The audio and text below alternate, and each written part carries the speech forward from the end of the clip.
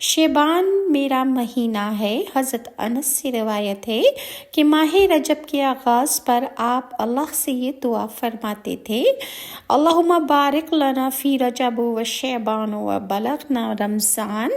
اے اللہ، رجب اور شعبان کے مہینے میں ہمارے لیے برکت پیدا فرما اور خیر و عافیت کے ساتھ ہمیں رمضان تک پہنچا دے۔ رسول اللہ نے ارشاد فرمایا کہ شعبان کی عظمت اور بزرگی دوسرے مہینوں پر اسی طرح ہے جس طرح مجھے تمام انبیاء پر عظمت اور فضیلت حاصل ہے۔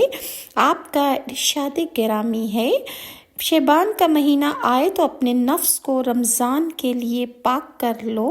آپ صلی اللہ علیہ وآلہ وسلم کا ارشاد ہے کہ تمام مہینوں میں شعبان کی فضیلت ایسی ہے جیسے میری فضیلت تم لوگوں پر۔ نبی اکرم صلی اللہ علیہ وآلہ وسلم کا ارشاد گرامی